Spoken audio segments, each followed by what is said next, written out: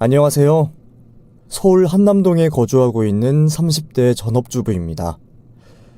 눈에는 눈, 이에는 이. 가는 말이 고와야 오는 말이 곱다. 되로 주고 말로 갚는다 등 우리가 익히 알고 있는 이런 속담은 주는 만큼 되돌려 받는다라는 의미를 담고 있습니다.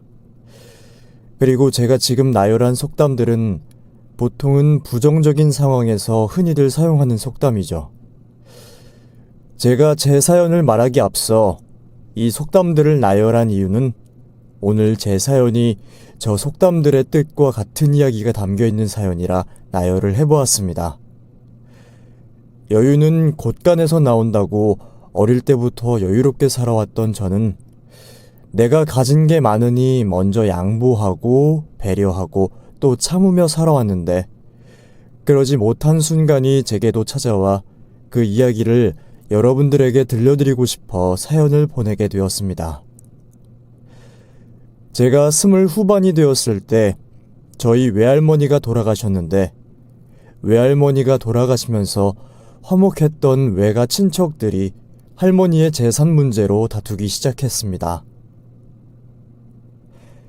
엄마, 어떻게 됐어? 외삼촌이 엄마랑 이모들이랑 같이 나누겠다고 했어? 아니면 진짜 외삼촌 혼자 할머니 재산 다 차지하겠대? 나는 너희 삼촌이 그렇게 욕심이 많은 인간인 줄 몰랐다. 다른 형제들한텐 절대 안 나눠주고 자기 혼자 다 해먹겠다고 선언하더라. 우리 보고 자기 고소할 테면 고소해보라고 큰소리 떵떵 치는데 어찌나 얄밉던지. 삼촌 진짜 너무하네. 형제들 보고 자기를 고소하라고 하다니. 엄마, 그래서 이모들이랑 같이 삼촌 고소할 거야? 고소해야지 뭐 어쩌겠어. 지금 너희 이모들이 변호사 알아보고 있다니까. 괜찮은 변호사 선임되면 바로 고소해야지.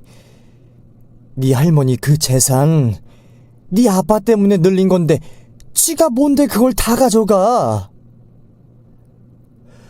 엄마가 외삼촌과 할머니의 재산 문제로 싸우면서 선임하게 된 변호사 중 한 명이 바로 저희 남편이었습니다. 남편이 소속된 로펌이 작은 규모이기는 했지만 재산 상속 문제 전문이기도 하고 소송에서 패소한 적이 거의 없는 팀이라 선임을 하게 된 건데 엄마와 이모들은 보기 좋게 외삼촌에게서 소송을 지고 말았습니다. 엄마, 그렇게 큰돈 들여서 변호사 선임을 했는데 소송에 지면 어떡해. 그 변호사들 능력 없는 변호사들이었던 거 아니야? 우리 변호사들은 문제 없었어. 솔직히 그보다 더 막강한 너희 삼촌을 어떻게 이기겠니? 나도 소송 준비하면서 이게 되겠나 싶었는데 역시나 안 되더라. 이렇게 된 거 이제는 법으로 말고 다른 방법으로 너희 삼촌 마음 좀 돌려봐야겠다. 엄마, 아무리 삼촌 쪽이 막강하다고 해도 엄마가 선임한 변호사들한테 한마디 해야 되는 거 아니야? 누가 봐도 엄마가 이기는 소송인데 엄마가 진 거는 문제가 있는 거지. 됐어. 그 사람들도 최선을 다해줬고 엄마는 이 정도면 충분하다고 생각해. 그 사람들이 무슨 죄가 있겠니? 문제는 너희 삼촌이었는데. 당연히 이길 줄 알았던 재산 상속 문제에서 엄마는 외삼촌에게 보기 좋게 졌지만 묘하게 뭔가 아쉬워하는 눈치는 아니었습니다. 괜히 저 혼자서 화가 나서 씩씩대고 있는데 엄마가 생뚱맞게 저에게 남자 한 명을 소개받아 보지 않겠냐고 물었습니다. 규림아, 너 지금 만나고 있는 남자 없지? 엄마랑 이모가 네 남편감으로 점 찍어놓은 남자가 하나 있는데 너 소개 한번 받아볼 생각 없니? 선이라고 생각하지 말고 가벼운 소개팅이라고 생각하고 만나보면 어떨까 싶은데 어때? 나 소개팅이랑 선자리 같은 거 불편해서 싫다고 했잖아. 그리고 엄마랑 이모가 소개해주는 사람이라면 더더욱 만나기 싫어. 난 됐으니까 다른 사람한테 소개해줘. 다른 사람도 아니고 엄마와 이모가 점 찍어준 사람이랑은 딱히 만나고 싶지가 않았습니다. 아줌마들의 눈이 정확해봐야 얼마나 정확하겠나 싶기도 했고, 왠지 엄마와 이모가 마음에 들어하는 사람은 뭔가 촌스러울 것 같다는 편견이 들어서였죠. 그래서 엄마의 소개팅 제안을 거절한 건데, 엄마는 저에게 말도 없이 가족 식사 자리에 제 남편을 불러 앉혔습니다. 규림이 왔니? 인사해라. 이분은 이번에 엄마 소송에 도와주셨던 분들 중 한 분이신 조재학 변호사님이시다. 네.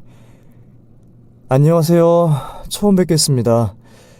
저는 오규림이라고 합니다. 이번 소송 많이 힘든 소송이셨을 텐데 최선을 다해주셔서 감사합니다. 어머, 둘이 같이 서 있는 모습 보니까 너무 잘 어울리는 것 같아. 역시 내가 보는 눈이 있다니까. 제가 기억하는 남편의 첫인상은 사람 참 순박해 보이고 착해 보인다는 것이었습니다. 그리고 성격도 제가 그리 선호하지 않는 내성적인 성격 같아 보였죠. 말도 없이 남편을 식사 자리에 데리고 온 엄마에게 화가 났었지만 남편에게 신뢰가 되지 않게 최대한 티를 내지 않았었는데 그날 밤 남편에게서 먼저 문자 한 통이 왔습니다. 오늘 저 때문에 많이 놀라셨죠? 소송 기간 중 저를 아들처럼 잘 챙겨주셨던 사모님의 부탁을 거절할 수가 없어서 신뢰를 무릅쓰고 그 자리에 참석했습니다. 부디 저 때문에 불쾌하지 않으셨으면 합니다. 그리고 오늘 만나서 반가웠습니다. 분명 남편에게 그 어떤 감정도 없었던 저였는데 예의 바른 남편의 문자 메시지를 보고 이런 남자를 만나도 나쁘지는 않겠다는 생각이 들었습니다. 그런 남편에게 반했다기보다는 이왕 만나는 거 배운 것도 많고 예의 바르고 직업도 반반한 남자를 만나는 게 낫지 않겠냐는 생각이 들어서였지요. 저는 규림씨가 당연히 저를 마음에 들어하지 않으실 줄 알았는데 먼저 만나자고 해주셔서 놀랐습니다. 혹시 어떤 이유 때문에 저를 만나자고 하셨는지 물어봐도 될까요? 제가 누굴 고소할 일이 있어서는 아니고요. 그냥 재학씨가 어떤 사람인지 궁금해서 만나보자고 한 거였어요. 재학씨는 저 어떻게 생각하세요? 아직 긴 대화를 나눠본 적도 없고 규림씨에 대해서 잘 몰라서 아직은 뭘 어떻게 생각하고 있다고 말씀드릴 단계는 아닌 것 같습니다. 다만 한 가지만 솔직하게 말씀드리자면 규림씨의 외모는 제 스타일입니다. 내성적이면서도 솔직한 남편의 성격이 마음에 들었던 저는 남편을 더 자세히 알아보고 싶다는 생각에 의무적으로 데이트 신청을 했습니다.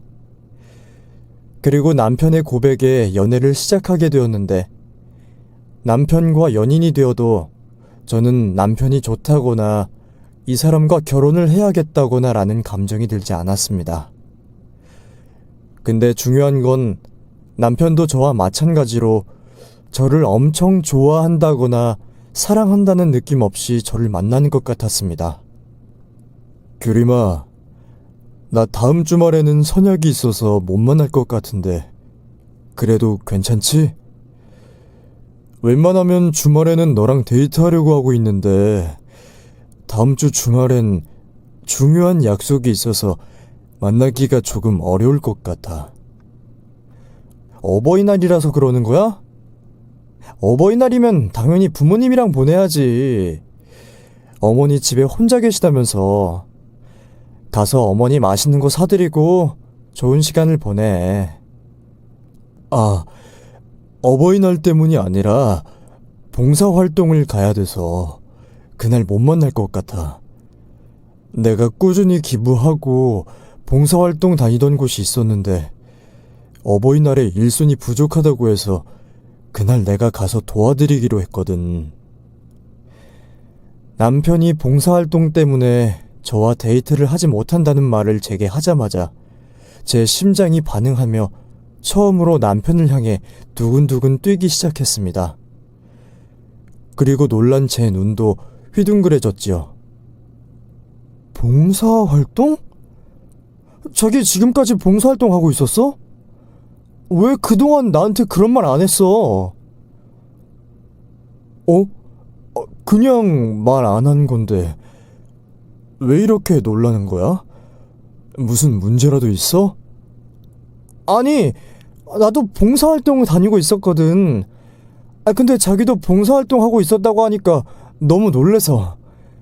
나는 우리가 잘 맞는 부분이 하나도 없다고 생각을 했는데 맞는 구석이 하나는 있었구나.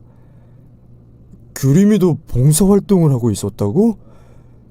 의외인데?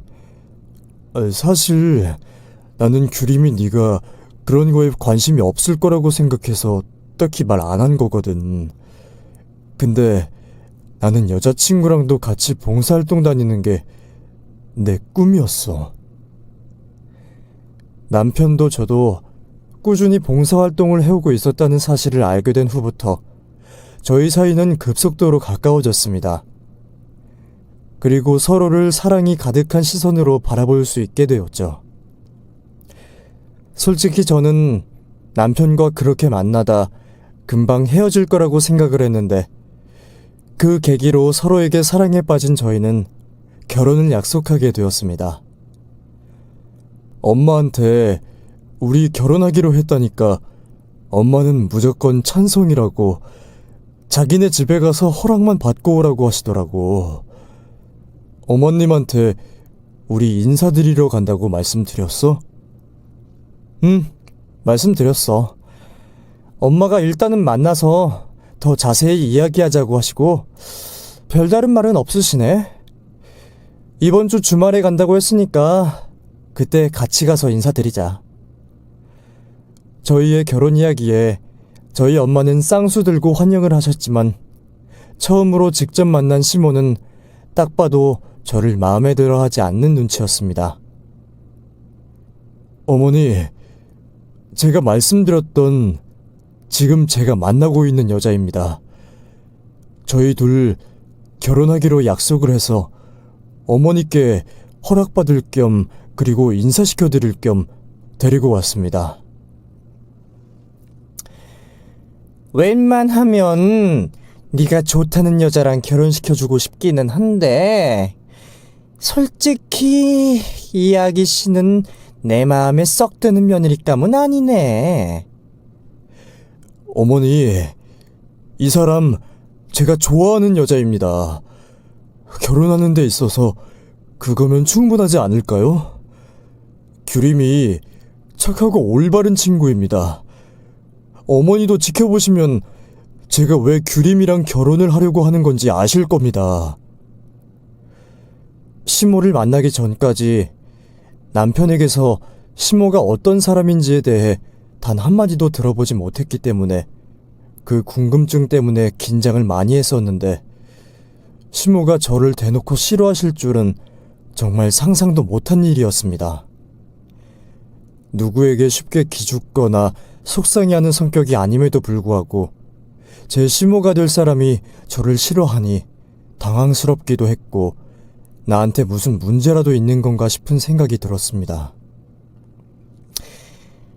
아가씨, 제가 몇 가지 좀 물을게요.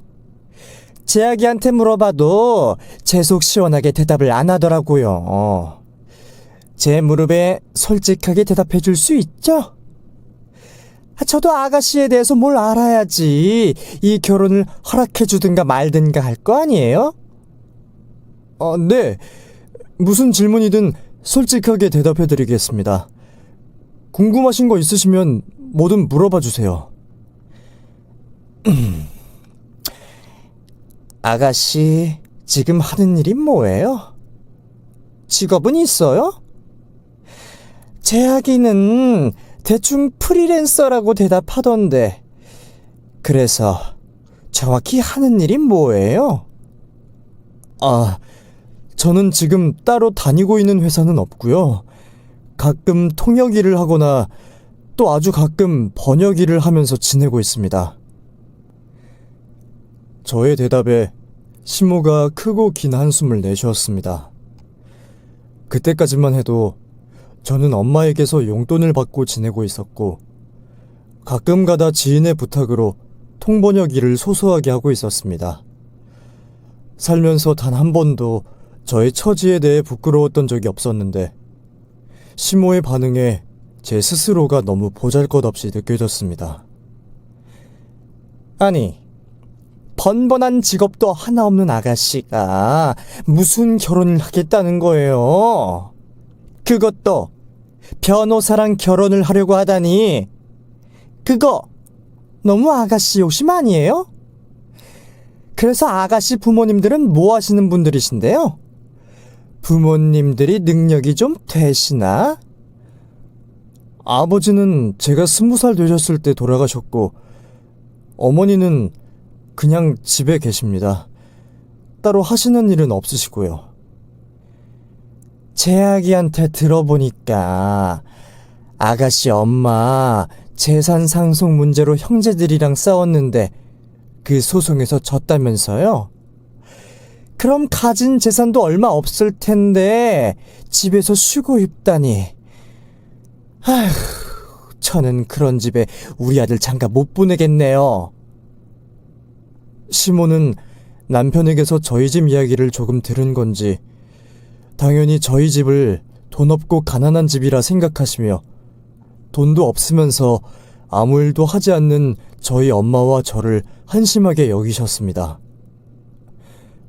어머님, 저희 엄마도 저도 지금 딱히 하는 일은 없지만 그래도 조금 먹고 살만은 해서 다른 일을 하고 있지 않은 거예요. 저희 집에 재산이 아예 없는 건 아니라고 말씀드리고 싶습니다. 아버지 돌아가실 때 나온 보험금 같은 걸로 여직 버티고 있는 건가?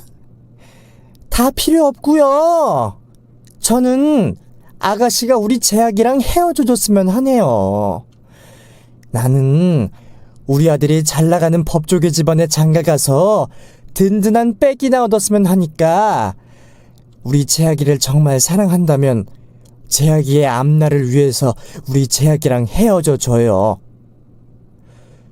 결혼 허락을 받으러 간 자리에서 시모에게 남편과 헤어지라고 부탁을 받게 돼서 솔직히 자존심이 말도 안 되게 상했었지만 남편과 제가 서로의 마음을 확인하기까지 꽤 오랜 시간이 걸렸기에 저는 남편을 쉽게 포기하고 싶지 않았습니다.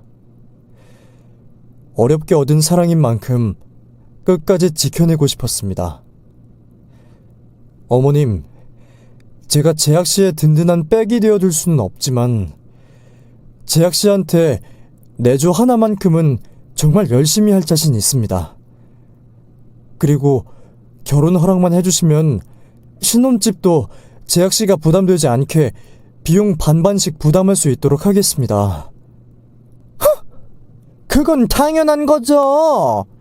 아가씨, 변호사한테 시집 오면서 맨손으로 시집 오려고 했어요? 우리 아들 내어달라고 이것저것 바리바리 싸들고 오면 몰라도 나는 우리 아들 그냥 못 줘요. 나한테 이것저것 챙겨줄 자신 없으면 우리 아들이랑 헤어져 달란 말이에요. 시모에게서 결혼을 허락받고 싶었던 저는 시모의 말대로 비싸고 귀한 물건들을 바리바리 싸들고 다시 한 번 더 시모의 집으로 방문을 했습니다. 물질적인 것을 조공해서라도 시모에게서 결혼을 허락받고 싶었기 때문이었죠. 지금 돌이켜 생각해보면 그땐 몰랐지만 그렇게까지 하면서 남편과 결혼을 하고 싶을 만큼 제가 남편을 많이 사랑했었던 것 같습니다. 어머님, 별건 아니고요. 어머님이 좋아하실 것 같은 것들 몇 가지 사와봤어요. 가방 2개랑 신발 2개, 그리고 스카프 3개. 올 겨울에 입으시라고 밍크 코트까지 준비해봤어요. 이거 다 명품 아니에요? 아가씨 돈이 어딨다고 이런 걸 사가지고 온 거예요. 설마 우리 아들이랑 결혼하겠다고 빚내서 이런 거 사온 거 아니죠? 그럴 리가요. 제 능력껏 사온 물건들이니까 걱정하지 말고 받아주세요. 어머님한테 잘 어울릴 것 같은 것들로 제가 심사숙고해서 골라온 것들이라 어머님 마음에 쏙 드실 거예요. 브랜드 보니까 명품 중에서도 비싼 걸로 사온 것 같은데 센스가 아예 없지는 않네요. 나한테 얼마나 정성을 부었는지 한번 보고 결혼 허락해 주든지 말든지 할게요. 그렇게 저는 수천만 원을 시모에게 퍼부은 다음에야 남편과의 결혼을 허락받을 수 있게 되었습니다. 그렇게 결혼 허락을 받고 나니 결혼 후가 걱정이었지만 그때 일은 그때 가서 걱정하자는 생각으로 남편과 결혼을 했는데 역시나 시모는 제가 정식 며느리가 되고부터는 더 대놓고 저를 더 미워하셨습니다. 새아기 너 아직도 집에서 탱자탱자 놀고만 있니? 네가 식충이도 아니고 왜 아직도 집에서 먹고 자고 놀고만 있어? 어머님, 저 절대로 먹고 자고 놀고만 있지 않아요. 집안 살림도 저 혼자서 다 하고 있고요. 제 나름대로 남편 내조도 열심히 하고 있어요. 그건 여자로서 당연히 해야 되는 건데 뭘 잘했다고 자랑스럽게 이야기를 해? 집에서 노는 거 그만하고 당장 일자리 구해! 언제까지 우리 아들이 벌어다 주는 돈 써제끼면서 상전처럼 살 거야? 어머님, 저 재학 씨한테 받는 돈이라고는 생활비 말고는 아무것도 없어요. 제가 쓸 돈은 제 돈으로 쓰고 있다고요. 그걸 내가 어떻게 믿어? 재학이 통장을 내가 들여다볼 수가 있는 것도 아니고. 아휴, 그 모질이는 왜 이런 거랑 결혼을 해서 부모 속을 이렇게 뒤집어 넣는 건지. 그것도 순 헛똑똑이야. 저희 신혼집에서 도보로 10분 정도 떨어진 곳에 살았던 시모는 매일같이 저희 신혼집에 들러 잔소리를 퍼부으셨습니다. 제 살림에 참견하시는 건 물론이었고 저에게 제발 밖으로 나가 돈을 벌어오라고 닥달을 하셨습니다. 한 번은 제가 시모의 심부름으로 시모 집에 들른 적이 있었는데 시모가 저를 보고 기함을 하듯 놀라며 제게 달려온 적이 있었습니다. 너! 이 가방 처음 보는 가방인데 언제 산 거야? 이거 돈 1,000,000원은 하는 가방 아니야? 네가 뭔데 이걸 들고 있어? 아, 이거 이번에 새로 샀어요. 근데 어머님, 이 가방 그 정도 가격 하는 거 어떻게 하셨어요? 내가 모르긴 왜 몰라. 나도 갖고 싶어서 백화점 가서 구경까지 하고 온 건데. 근데 너 이거 무슨 돈으로 샀어? 또 우리 재학이 돈으로 샀어? 시모는 제가 구매 후 처음으로 들고 나간 제 명품 가방을 보더니 또 남편 돈으로 산 거냐고 물어보셨습니다. 저는 그런 시모에게 얼른 내 돈으로 산 거라고 대답을 하려고 했는데 시모는 제 대답을 듣기도 전에 제 가방을 제 손에서 낚아채 가더니 제 가방 안에 있는 물건들을 바닥으로 쏟아부으셨습니다. 보나마나 또 우리 재학이 돈으로 샀겠지. 너도 정말 정신 나간 년이다. 네 남편은 매일 전쟁터 같은 법원에서 그렇게 고군분투하면서 돈을 벌고 있는데 너는 남편이 고생하는 것도 모르고 어렵게 벌어온 돈을 이딴 식으로 써버리니? 너는 우리 아들한테 미안하지도 않아? 너 이러려고 우리 아들한테 시집 온 거야? 어머님, 그거 제 돈으로 산 거예요. 재학씨가 사준 게 아니라 제 돈으로 산 거라고요. 어서 이리 주세요. 도대체 왜 그러시는 거예요? 그런 거짓말이 나한테 통할 것 같아? 너 같은 식중이한테 돈이 어딨다고 이런 비싼 가방을 사? 너 거짓말하는 거 누구한테 배웠어? 네 엄마한테 배웠니? 시모는 제게서 뺏은 저의 가방을 꼭 껴안으시더니 자기 아들 돈으로 산 가방이니 돌려주지 않겠다고 억지를 부리셨습니다. 어머님, 그거 제 돈이랑 엄마가 주신 용돈 합쳐서 산 건 맞아요. 제약씨한테 전화해서 물어보세요. 그리고 그 가방 어떻게 샀든 제 가방이니까 돌려주세요. 너처럼 맨날 첫날 집에서 노는 네 엄마한테 무슨 돈이 있다고 너한테 몇백씩 용돈을 보내줘?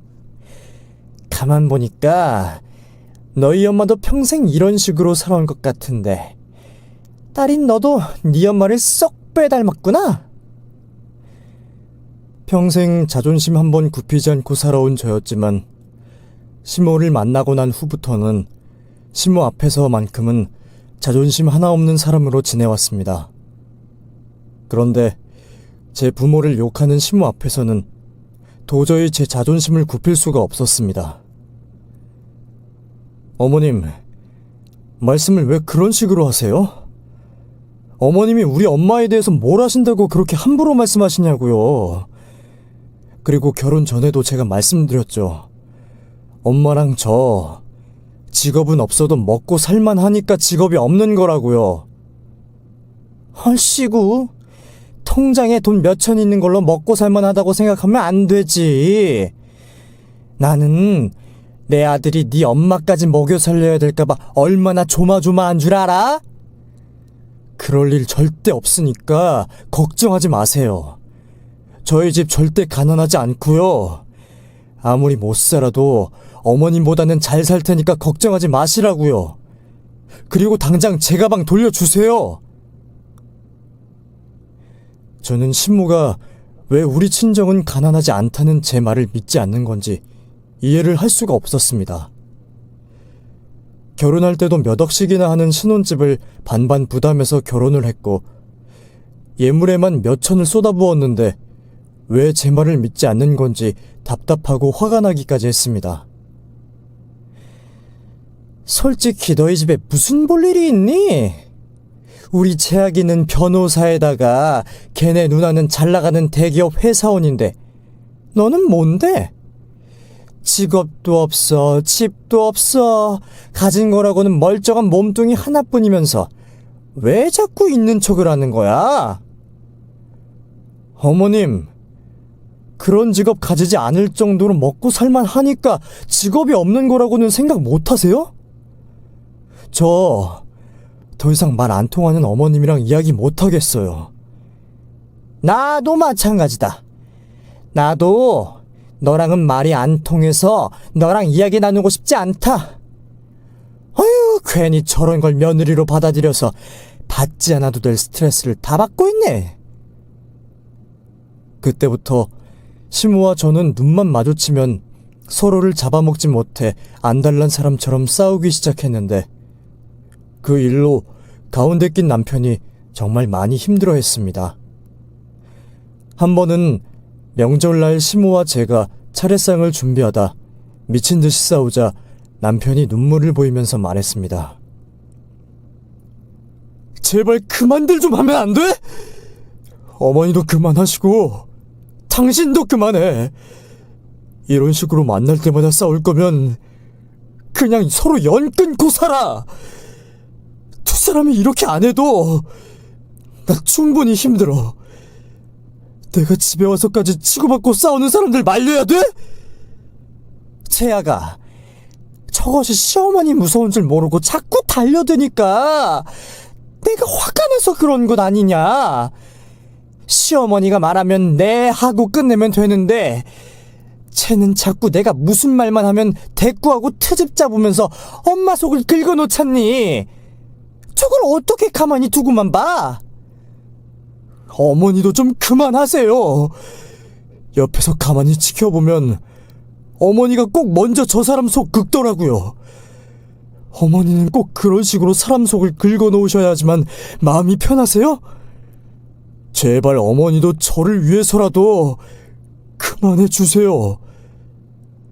신모와 저의 싸움을 중지하다 지친 남편의 눈물을 보고 난 후부터 저는 착하고 여린 제 남편을 위해서라도 신모와 더 이상 싸우지 말아야겠다고 생각을 했습니다.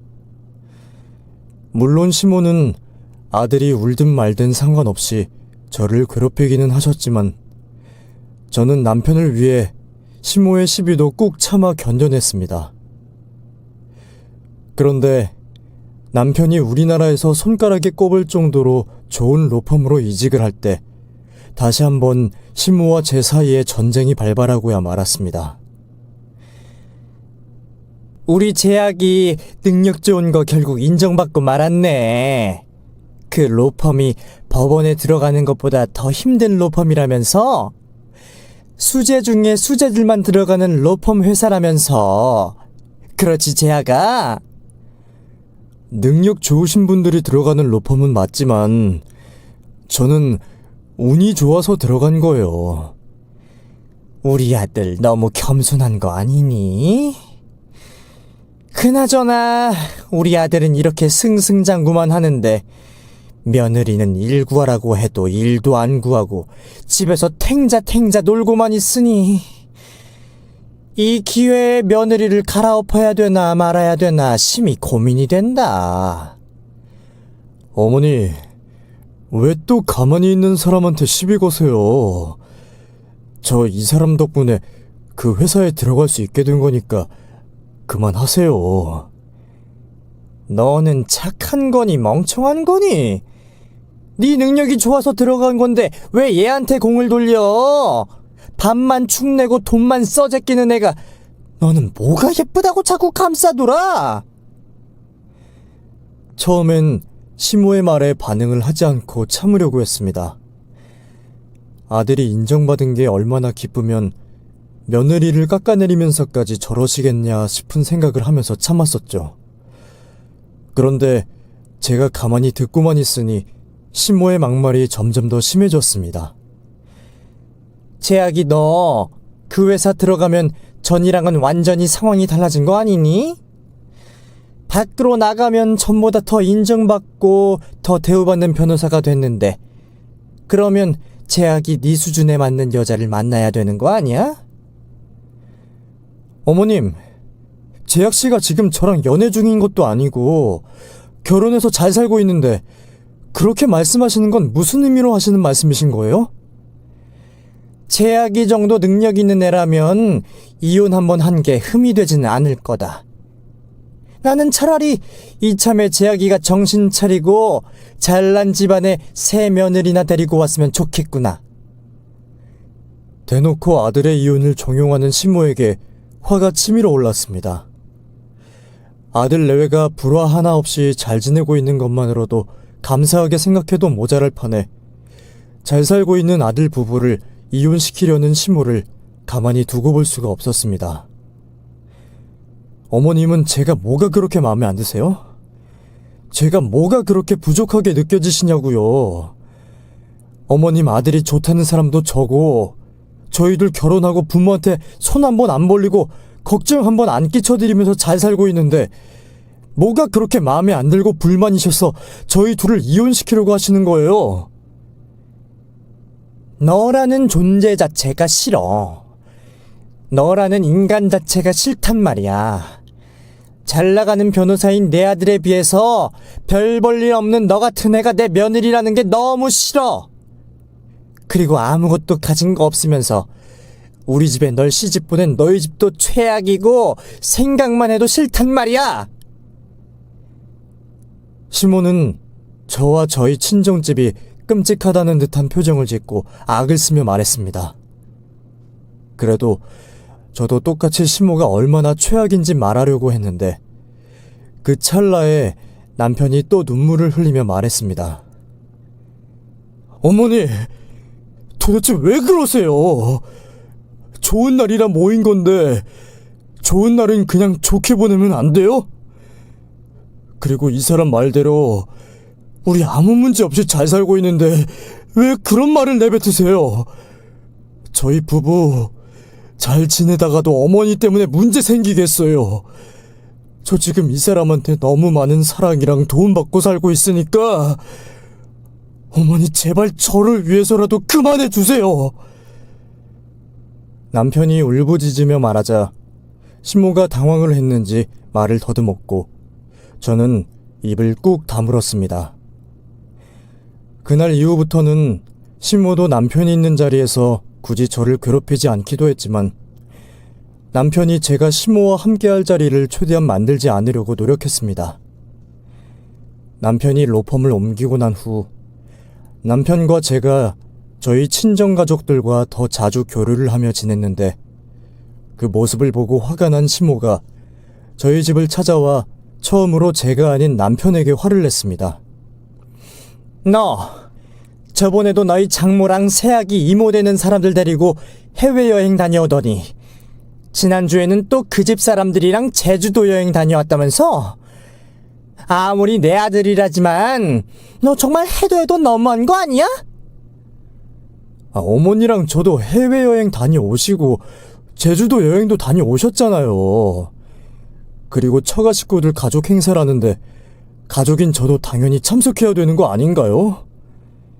그건 네가 참석한 게 아니라 네 처 대신 자식 노릇하고 대신 효도하고 온 거잖아. 네가 왜 거기 가서 아들 노릇을 해야 되는데? 처가 가서 떵떵거리고 임금 대접받아도 모자랄 판에 네가 왜 네 돈 써가며 그 인간들 모셔야 되냐고! 신모에게 질릴 대로 질려버린 남편이 신모의 말에 대꾸도 하지 않자 신모가 저를 보며 말했습니다. 제약이 저게 지 부모한테도 안 하는 짓 처가에 가서 하는 거 보면 네가 또 우리 순진한 제약이 꼬신 게 틀림없어. 네 엄마한테 효도를 하고 싶거든. 네 돈으로 하면 되지 왜 우리 제약이 돈으로 하는 거니? 너 우리 아들 등골 빼먹고 사니까 행복하니? 어머님 아들 변호사예요. 어머님 아들 순진한 바보 아니라고요. 어머님 아들이 정말 바보라서 저희 엄마랑 저희 이모한테 잘하는 거라고 생각하세요? 이 사람도 받는 게 있으니까 그만큼 잘하는 거라고 생각하지 못하세요? 너희 친정이 우리 제약이한테 도움을 준 게 뭐가 있다고 그래? 내가 보니까 너도 너희 집안도 순 사기꾼 집안 같아. 어떻게 순진한 사람 살살 꼬셔서 돈 쓰게 만드는 거 보니까 아주 그냥 사기꾼 집안이야. 그때도 신모는 못 사는 너희 친정 때문에 우리 아들 지갑이 거덜이 난다며 우리 아들이 왜 너뿐만 아니라 너희 친정을 먹여 살려야 되냐고 난리도 아니셨습니다. 그런 신모에게 저도 우리 친정에 가난한 사람 하나도 없다고 해명을 했지만 신모는 끝까지 제 말을 믿지 않으셨고 결국 남편의 손에 쫓겨나 집으로 돌아가게 되었습니다. 그리고 정확히 2달 후 저는 결혼 2년 만에 임신을 하게 되었는데 저는 그토록 기다리고 기다린 저의 임신 사실에 기뻐할 수가 없었습니다. 규림아, 너 오늘 엄마한테 소식 들었니? 엄마랑 이모들 건강검진한 거 결과 나왔는데 엄마 자궁 쪽이 안 좋다고 하더라고. 그래서 정밀 검사를 더 해봤더니 병원에서 자궁암이라고 하더라. 엄마 당장 수술 들어가야 된다고 하던데 너희 엄마 또 너한테 말 안 했지? 제가 임신을 하게 됐다는 걸 알게 된 그날 엄마가 자궁암 판정을 받았다는 연락을 받게 되었습니다. 그래서 저는 당장 친정집으로 달려가 엄마를 껴안고 울었고 그때부터 친정에서 지내며 엄마의 간병에 매달렸습니다. 그러다 한 번은 남편과 함께 엄마를 모시고 병원에 간 적이 있었는데 그날 병원비를 남편이 내준 적이 있었습니다. 근데 그걸 신모가 어떻게 안 건지 마침 제가 잠깐 집에 들렀을 때 신모가 엄마만 계시는 저희 친정집으로 찾아가 난동을 부렸습니다.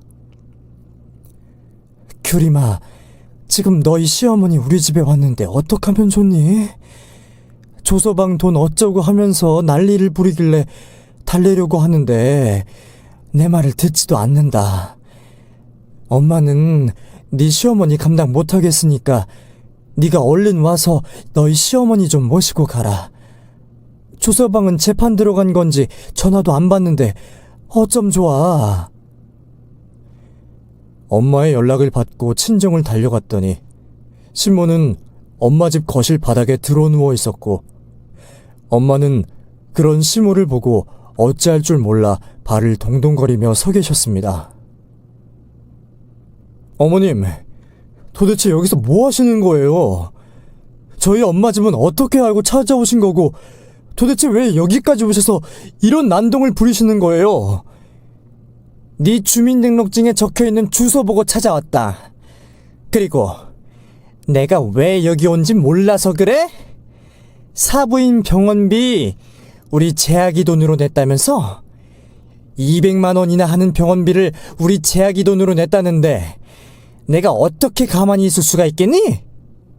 어머님, 지금 고작 그 200만 원 때문에 아픈 사람 집 찾아와서 이러시는 거예요? 어머님, 우리 엄마 암 환자세요.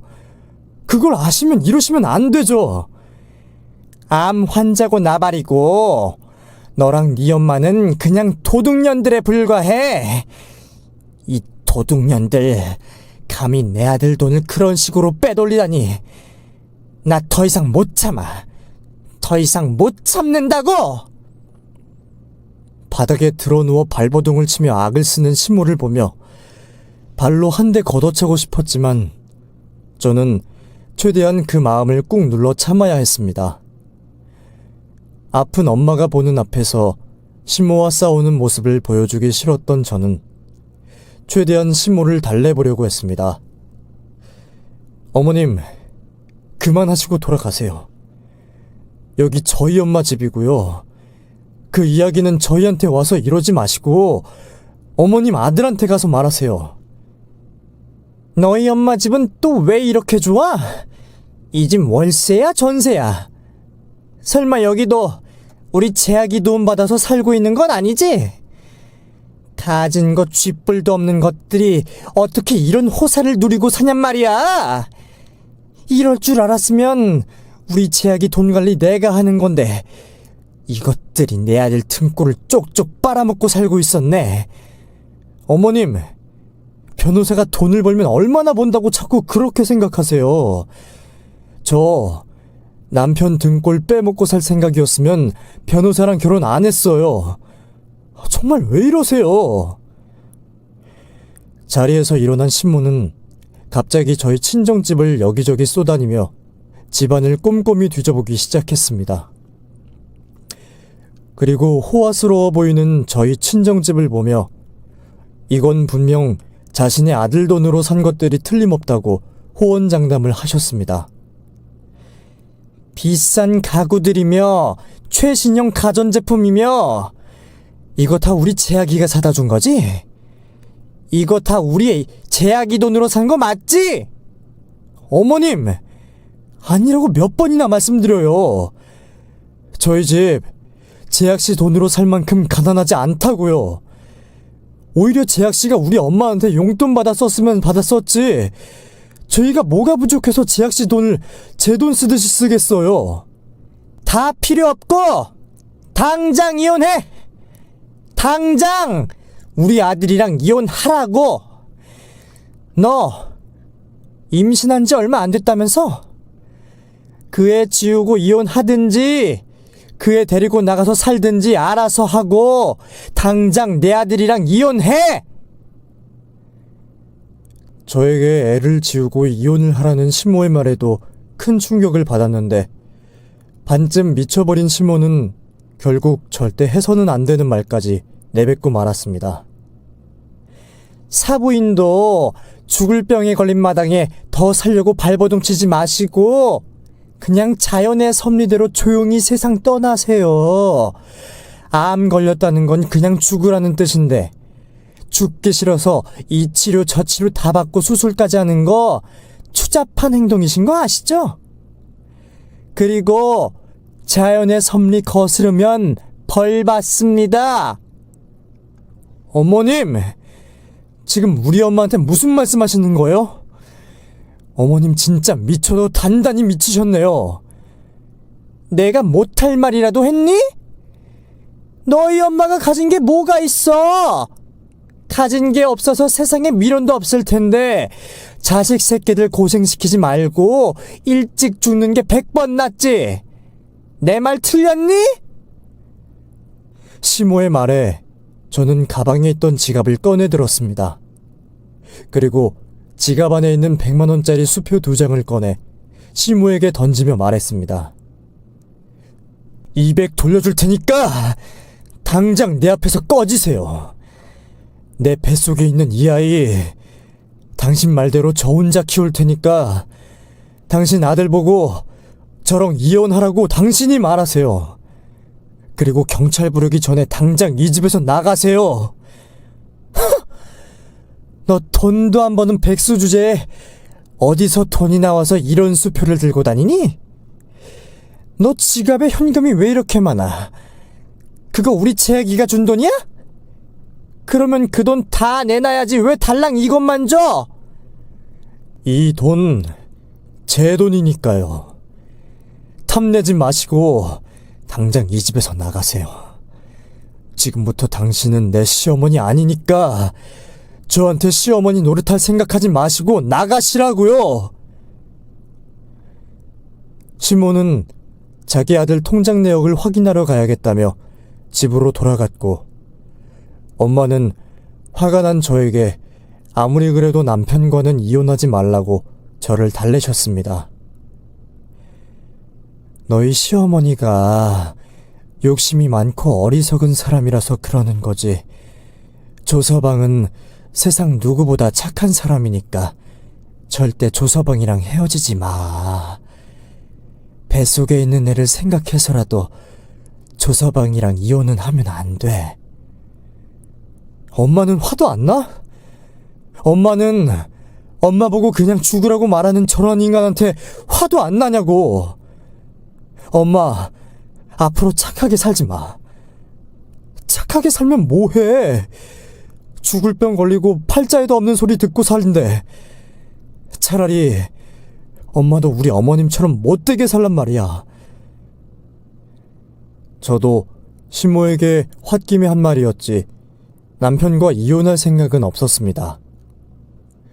그래서 저는 남편에게 전화를 걸어 토시 하나 빠짐없이 시모가 저와 저희 엄마에게 했던 말을 남편에게 일렀고 화가 난 남편은 그날 저희 시모에게 저희 집에 대한 이야기를 다 털어놓은 듯 했습니다. 사부인, 제가 용서를 구하러 왔습니다. 제발 이 문 좀 열어주세요. 제가 저지른 죄 다 사과드릴 테니 이 문 좀 열어주세요. 죽을 병에 걸렸으면 곱게 죽으라던 시모는 저희 엄마에게 사과를 하겠다며 양손 가득 무언가를 바리바리 싸들고 찾아오셨고 저희가 문을 열어주자마자 시모는 거실로 쪼르르 달려와 저희 앞에 무릎을 꿇고 용서를 빌기 시작했습니다. 사부인, 제가 그동안 오해가 많았습니다. 돌아가신 사돈 어른이 유명 은행장이라는 것도 이번에 처음 알았고 사부인이 건물주라는 것도 이번에 처음 알았습니다. 그걸 알고 있었다면 제가 그렇게까지 심하게 까불진 않았을 겁니다. 어머님, 재학씨한테 다 듣고 오셨나 본데요. 어머님이 그러신다고 해서 달라질 건 없으니까 돌아가 주세요. 새학이, 너한테도 정말 내가 잘못했다고 말하고 싶다. 내가 정말 잘못했고 미안하다. 그러게 왜 진작에 너희 친정에 대해서 이야기를 안 한 거니? 네가 미리 말만 해줬으면 내가 너한테 그렇게까지는 안 했을 거 아니야. 어머님, 또 제 탓하시는 거예요? 그리고 제가 계속 말씀드렸잖아요. 저희 친정집 못 사는 거 아니고 일 안 해도 먹고 살 만큼은 돈은 충분히 가지고 있다고요. 그런 제 말을 무시한 건 어머님이시잖아요. 사실 남편도 저희 엄마가 가지고 계시는 재산에 대해 자세히 알지는 못했었습니다. 외삼촌이랑 재산 상속 소송을 하면서 어느 정도 재산을 가지고 있다는 건 알고 있었지만 엄마가 서울 강남에 건물만 3채에 별장 포함 주택은 4채가 있다는 것은 결혼 후 저 때문에 알게 된 사실이었죠. 어머님, 그럼 재학씨가 지금 다니고 있는 로펌 회사도 우리 외삼촌 회사라는 거 알고 계신가요? 재학이가 그것도 이야기해 주더라고. 아니, 그걸 왜 나한테 숨겼던 거니? 나는 그것도 모르고 너한테 이혼하라느니 어쩌니 망언을 퍼부었잖니. 어머님이 속물 같아서 말씀 안 드린 거예요. 어머님이 그걸 알면 태도를 바꾸고 저한테 잘하실까봐 그 꼴 보기 싫어서 말씀 안 드린 거라고요. 그리고 저희 엄마가 우리 집 재산이 얼마나 있는지 떠들고 다니는 거 싫어하셔서 말 안 한 것도 있고요. 근데 그걸 꼭 알아야지만 저한테 잘해주실 수 있었던 건가요? 제가 결혼을 하고 난 후 외삼촌과 화해를 했던 엄마는 남편을 외삼촌네 로펌 회사로 이직을 시켜주었습니다. 사실 외삼촌이 형제들과의 재산 상속 소송에서 이긴 것도 대단한 로펌 회사를 운영하는 대표였기 때문이었죠. 이 모든 사실을 저와 저희 친정엄마에게 용서받지 못할 망언을 퍼부은 후에 알게 된 시모는 저와 저희 엄마 앞에 머리를 쳐박고 용서를 비셨습니다. 제가 정말 잘못했습니다. 사부인, 한 번만 용서해 주시면 안 되겠습니까? 사부인이 한 번만 용서해 주신다면 앞으로 저 새아기한테 잘하겠습니다. 그러니 애들 이혼만큼은 하지 못하도록 사부인이 도와주세요.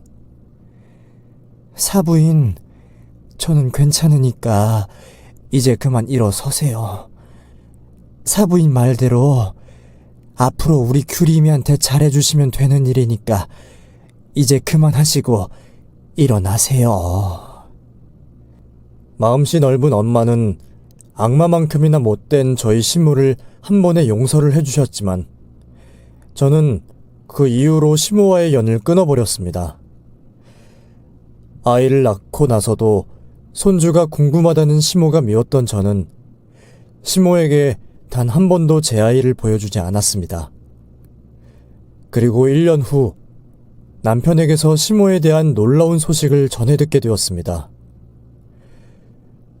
여보, 엄마가 많이 편찮으시다고 해서 병원에 다녀왔다니 엄마 자궁암이라고 바로 수술 들어가야 된다고 하시더라. 당신도 알아야 될 것 같아서 말해. 어머님이 자궁암에 걸리셨다고? 어떻게 그런 일이 있을 수가 있어? 미안하지만 그래도 나는 어머님 못 찾아뵐 것 같으니까 당신이 알아서 어머님 잘 챙겨드려. 당신한테 엄마 부탁하려고 말한 거 아니고 엄마 이제 용서해달라고 말하는 것도 아니야. 그러니까 부담 갖지 말고 알고만 있어. 자궁암 걸린 저희 엄마를 면전에다 두고 자연의 설미대로 치료도 수술도 받지 말고 죽으라던 시모가 죄를 받는 건지 저희 엄마와 똑같은 자궁암에 걸리셨다는 이야기를 듣고 저는 1년 만에 시모를 찾아갔습니다. 세아가 내가 아프다는 소식 듣고 걱정이 돼서 온 거니? 그래, 나는 네가 그렇게 모진 아이가 아니라고 생각했다. 이렇게 와줘서 정말 고맙구나. 어머님이 걱정돼서 온 건 아니고요. 병원비로 쓰시라고 돈 좀 드리려고 왔어요. 여기 200만 원 받으세요. 이걸로 어머님 병원비 하시고요. 치료 잘 받고 꼭 건강 회복하시길 바랄게요. 저도 어머님이 저희 엄마에게 했던 말을 그대로 하고 싶었는데 참 아픈 사람한테 그런 말이 입 밖으로 나오진 않네요. 어머님은 꼭 자궁암 완치하시길 바라겠습니다. 솔직한 마음으로는 시모에게 저도 당신도 자연의 섭리대로 곱게 죽으라고 말하고 싶었지만 아무리 시모가 미워도 아픈 사람 앞에서는 그 말이 튀어나오지 않았습니다. 그래서 저는 시모에게 돈 200만 원을 쥐어준 뒤 그곳을 빠져나왔고 저의 행동에 시모가 충격을 받은 건지 그 이후로 시모도 저에게 연락을 주지 않았습니다. 그렇게 저는 지금 제 인생에 시모라는 인간이 존재하지도 않았던 것처럼 살고 있습니다. 남편도 저에게 굳이 시모에 대한 이야기를 꺼내지 않고 있고요. 가끔 신우가 전화와서 서운하다는 듯이 말을 하기는 하지만 저는 제가 시모에게 이렇게 행동을 해도 된다고 생각을 합니다. 여러분들도 그렇게 생각하지 않으시나요? 시모가 저를 구박하고 못살게 구는 것까지는 제가 참고 용서할 수 있다지만 아픈 저희 엄마에게 그냥 죽으라고 말한 시모는 절대 용서를 못할 것 같습니다. 저는 절대로 평생 저희 시모를 용서하지 않을 겁니다. 안녕하세요. 저는 식당을 하나 운영하고 있는 50대 여자입니다.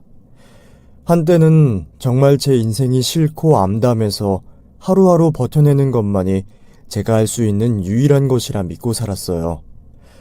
뭘 해도 재밌지가 않고 행복하지도 않고 감정이 메마른 상태였네요. 하지만 이제는 달라졌습니다. 저에게 놀라운 일이 일어난 이후로 하루하루 감사함을 느끼게 되었어요. 저의 인생을 뒤바꾼 그 사연을 여러분들께 말씀드리려고 해요. 서로 인연이 아니었는지 도저히 견디지 못한 저희 부부는 10년도 채 살지 못하고 이혼 서류에 도장을 찍었고 그 이후로 저는 쭉 혼자 살았어요. 할 줄 아는 거라고는 집안 살림에 요리밖에 없으니 그걸로 먹고 살아야겠다 싶어서 일단 파출부로 돈을 벌기 시작했네요.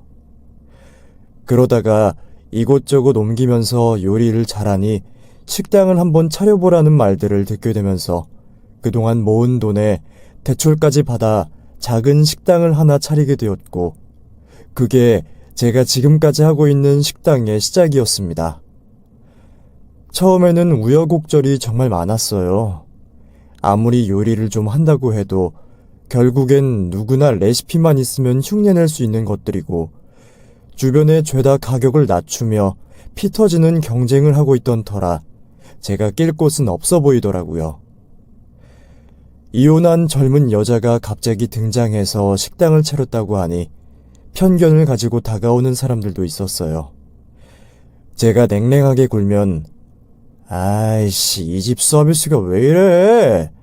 여자가 사근사근한 맛이 있어야지. 하며 술병을 바닥에 내던지고 나가는 진상도 많았네요. 서비스 정신이 없다는 소문이 동네에 퍼져서 한동안 식당에 파리만 날린 적도 있었고 장사를 접어야 하나 고민한 적도 있었습니다. 월세를 낼 수 없을 정도로 궁핍했을 땐 진짜로 식당을 접어야 하나 고민도 되더라고요. 그냥 욕심 없이 먹고 살려고 발버둥 치고 있는 것뿐인데 왜 이렇게 세상은 나에게 가혹한 것일까 싶어서 매일 술을 마시다 보니 알코올 의존증까지 오고 말았고 그때 제 인생은 완전히 밑바닥까지 떨어지게 되었습니다. 일이 잘 풀리지 않으니 게을러지고 앉아서 먹기만 하니 살이 찌고 악순환이 반복되더라고요. 어느 날 거울을 봤는데 퉁퉁 부은 얼굴에 눈도 잘 떠지지도 않고 먹던 음식이 입가에 묻어 있는 거예요. 그때 정말 정신이 번쩍 들었네요. 의미 있는 삶은 아니지만 그래도 억지로라도 살아야 되지 않을까. 그래야 언젠가 내 인생에도 희망이 오지 않을까 하는 마음으로 다시 마음을 다잡았습니다. 사람은 가장 힘들 때 초인적인 힘이 나온다고 했던가요? 이렇게 살면 내 인생 정말로 끝이겠다는 위기감이 들었을 때쯤 정신이 바짝 차려지더라고요. 멀리서 바라보니 그제야 제가 여태껏 식당을 운영하며 저질렀던 문제점들이 보이기 시작했고, 그때부터 하나씩 천천히 개선해 나가기 시작했어요. 정말로 이 기회가 아니면 나는 끝장이다. 이 생각 하나로 악착같이 살았네요. 어쩌면 그때 저를 혹독하게 괴롭히는 데에 집중했던 것 같아요. 그래야 그때 그 일을 잠시나마 잊을 수 있었으니까요. 진상 손님을 애초에 퇴치하고픈 마음에 서빙은 덩치가 좋은 남자 직원을 위주로 뽑았고, 저는 주방에서 주로 요리를 담당했어요. 오로지 맛으로 승부를 보겠다는 일념 하나로 조금이라도 마음에 들지 않으면 바로 폐기 처분을 하며 고집을 피웠더니 손님분들도 하나둘씩 제 진심을 알아주기 시작하더라고요. 그렇게 규모를 점점 넓혀 지금까지 왔어요. 이제는 이 동네의 대표 식당이 되었고 멀리서 찾아오는 손님도 계십니다. 너무나 고맙게도 창립 멤버였던 직원들 대부분이 저희 식당에서 아직까지 꾸준히 일을 해주고 있는데요. 너무 고마워서 대기업 연봉보다 더 많은 돈을 쥐어주고 있어요. 의리 하나로 월급이 밀려도 버텨준 직원들이 정말 대단하게 느껴지더라고요. 저에게는 누구보다 소중한 사람들이고 천금을 줘도 바꾸지 않은 사람들이기 때문에 지금도 잘해주려고 노력 중이에요.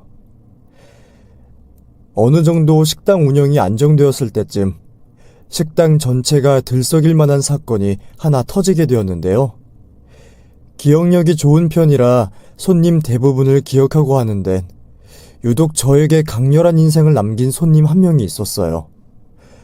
어느 날부턴가 혼자 식당에 들어와 가장 싼 메뉴를 시켜 밥을 먹고 사라지곤 했는데 유독 허름한 차림이었던 게 기억에 남아요. 그리고 굉장히 어려 보였어요. 고등학생 혹은 많아봐야 20대 초반 정도? 남자애였는데 워낙 야인 상태였기 때문에 혹시나 부모님으로부터 보호를 받고 있지 않는 건가 싶어 자꾸 눈길이 가더라고요. 학대를 받는 아이들에 대한 뉴스를 접한 직후여서 더 마음이 쓰였던 것 같아요. 거의 매일 오다시피 하며 밥을 먹을 때마다 주위를 둘러보고 경계하는 그 모습이 너무 짠하더라고요. 주방에서 지켜보다가 결국 오지랖이 발동한 저는 식당에서 가장 비싼 메뉴 하나를 만들어 그 학생 앞에 갖다 줬습니다. 저 이거 안 시켰는데요? 다른 거 시켰는데. 단골 서비스. 맨날 오는데 이 정도는 쏠 수 있지. 괜찮아요. 그냥 시킨 거 먹을게요. 그건 배도 안 찰 텐데? 한창 잘 먹어야 될 때 부실하게 먹으면 큰일 나는 거야. 딱 보니 뼈밖에 없구만. 많이 먹어야 키도 크고 살도 찌지. 이거 아무나한테 주는 메뉴 아니야? 특별 손님한테만 차려주는 귀한 메뉴니까 먹어. 얼른. 이렇게 비싼 건 좀 부담스러운데. 괜찮아. 어디 살아? 이 근처? 멀리서 왔어요. 멀리 어디? 멀리서 여기까지 와? 있어요, 다른 동네. 몇 살이야? 그냥 학생이에요. 부모님은? 그런 건 왜 자꾸 물어보세요? 호구조사라도 하시게요? 서비스 줬다고 너무 참견하시는 거 아니에요? 하여간 까칠하긴. 어른이 물어보면 대답을 해야 할 거 아니야. 단골인데 항상 혼자 오는 것 같으니까 물어보는 거지. 서비스 줬다고 생색내는 거 아니다. 그냥 혼자 살아요. 제대로 끼니도 못 챙겨 먹겠구만. 반찬 좀 챙겨줘? 뼈랑 살이랑 딱 달라붙겠다. 괜찮으니까 신경 쓰지 마세요. 앞으로 밥 먹고 싶을 때마다 여기 와서 먹어. 학생한테는 돈 안 받을 테니까 먹고 싶은 메뉴 시키고. 저한테 왜 그러세요? 왜 그러긴. 내가 장사하면서 돈을 많이 벌어서 돈이 남아 돈다. 어쩔래?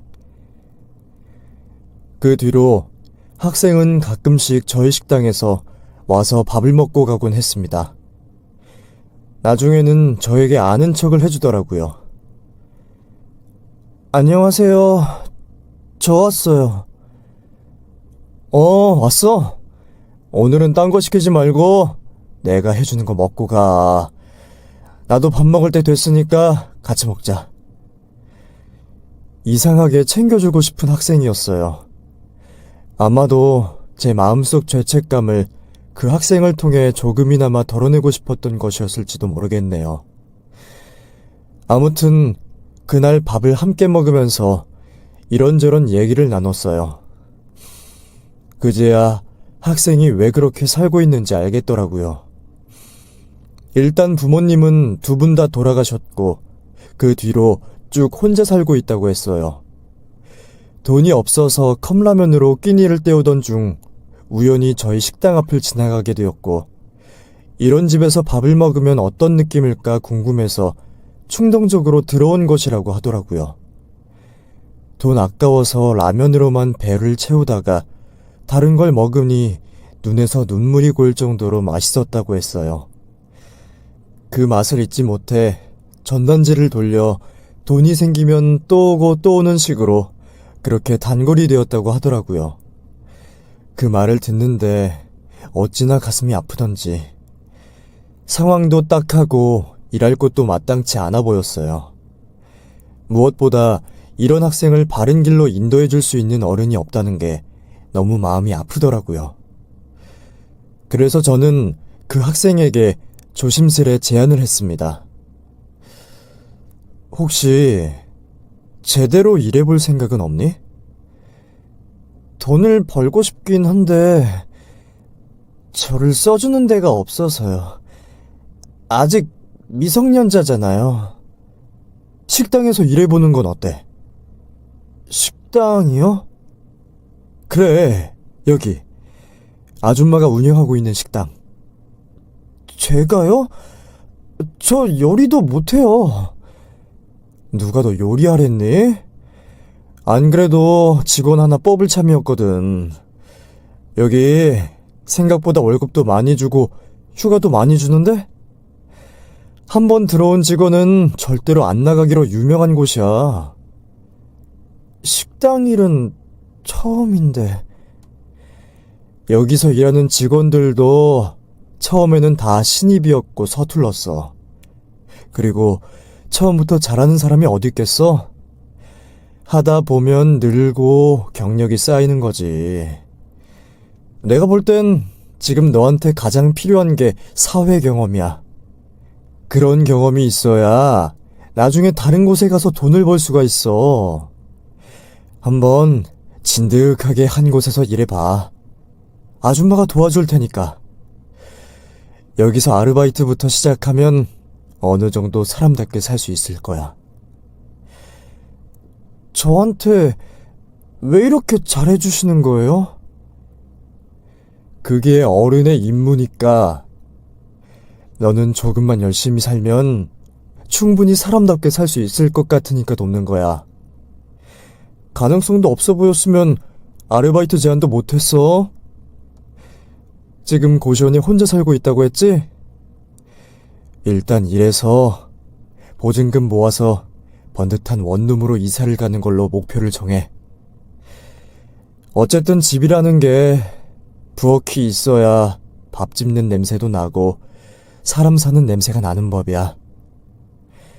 그리고 원룸 다음으로는 투룸, 투룸 다음으로는 20평대 아파트. 이런 식으로 목표를 점점 넓혀가면 너도 언젠가 결혼하고 아이도 낳고 잘 살지 않겠어? 나도 한때는 너처럼 모든 걸 내려놓고 다 포기했을 때가 있었어. 그때는 몸은 편한데 마음이 아주 만신창이가 되더라. 인생의 패배자가 된 것 같은 기분이 자꾸 지워지지가 않는 거야. 마지막으로 정신을 한번 차려봐야겠다 결심하고 시작한 게 바로 이 식당이야. 너도 충분히 할 수 있어. 여태까지 누군가를 진심으로 도와본 적이 없었던 제가 그 학생만큼은 인간답게 살 수 있도록 돕고 싶더라고요. 그런 게 바로 운명이 아닐까 싶습니다. 결국 혼자 살고 있던 그 학생을 저희 식당의 알바생으로 뽑았어요. 그랬더니 오랫동안 일했던 남자 직원 한 명이 저에게 이런 말을 하더라고요. 사장님, 저 학생 관상이 좀 별론데요? 뭘 믿고 혼자 사는 학생을. 우리 식당이 언제부터 관상으로 직원을 뽑았어. 내가 볼 땐 헌칠하고 괜찮구만 뭘. 좀 뭐랄까 사회화가 덜 되어 있는 느낌이에요. 어디서 뭐 하다가 온 친구래요? 뭐 가출팸 이런 거 아닐까요? 아니면 범죄 저지르고 사고 치고 다니는 질 나쁜 그런 애 아닐까요? 요즘 뉴스에 살벌하던데. 자세하게 알 필요 있어? 일단 같이 일해보면 되는 거지. 사람 겉만 보고 판단하면 못 쓴다. 사장님, 솔직히 이건 좀 아니잖아요. 적어도 심층 면접이라는 걸 보셨어야죠. 인적사항도 제대로 알지 못하는 애를 진짜 알바생으로 뽑으시게요? 사정이 딱하잖아. 혼자 살고 있다고 하고 부모도 없다고 하니까. 그게 다 뻥일 수도 있잖아요. 그리고 사장님이 모르시는 것 같은데 요즘 애들이 얼마나 약삭 빠르고 머리 꼭대기에 있는데요. 제가 예전에 여기 오기 전에 학생 하나랑 일했을 때 무슨 일이 있었는지 아세요? 그놈이 카운터에 보관하고 있던 돈을 죄다 훔쳐나가 달아났다니까요. 그래서 그때 난리도 아니었어요. 그래서 제가 일했던 식당이 쫄딱 망한 거 아닙니까? 알바생 하나 잘못 고용한 바람에 완전히 끝장이 나버렸다고요. 그런 일이 있었다고? 그래서 제가 하루아침에 백수된 거 아닙니까? 물론 결론적으로는 더 좋은 곳에서 일할 수 있게 되었지만 아무튼 그때부터 어린 놈이라면 치를 떨 지경이라니까요. 어린 애들은 당연히 사회성이 떨어지지. 그리고 그런 애들이 다 사고를 치고 다닌다는 건 편견 아닐까? 어쨌든 우리가 지켜보면서 잘 가르쳐주고 조심하면 되지 않을까? 그게 그렇게 간단한 문제가 아니라니까요. 선의를 베풀다가 망할 수도 있는 문제라고요. 얼굴을 본 순간부터 관상학적으로 느껴졌어요. 분명 사고 칠 놈이구나. 사장님, 제 감을 믿으세요. 그래도 일단 내일부터 출근하기로 했으니 지켜보자고. 형식씨가 옆에서 잘 보듬어주면 되잖아. 아무튼 저는 환영하진 않을 겁니다. 일 똑바로 하는지 지켜볼 거라고요. 그리고 그놈이 일 제대로 못한다? 그럼 저 바로 사장님께 고발할 겁니다. 그래, 만약 그렇게 된다면 내가 그 학생을 해고하도록 하지. 저희 식당에 대들보나 다름없는 직원의 말을 들으니 솔직히 좀 흔들리긴 하더라고요. 내가 괜한 짓을 했나 싶기도 하고 혹시나 불량한 학생이면 어쩌나 싶어 걱정이 되긴 했지만 어쨌든 제 느낌을 믿기로 했어요. 말수는 적고 까칠한 면이 있긴 했지만 속은 분명 부드럽고 여린 학생일 거라고 생각하며 받아들이기로 했던 것이죠. 그렇게 새로운 아르바이트생이 저희 식당에 들어왔고 분위기가 사뭇 달라졌어요. 어두운 기운을 내뿜는 새로운 아르바이트생의 등장에 직원들은 약간 어색해 하더라고요. 직원들과 잘 지내보라고 이것 또한 사회생활이니 열심히 해보라고 신신당부했건만 학생은 제 말을 대충 듣더니 겉돌기만 했어요.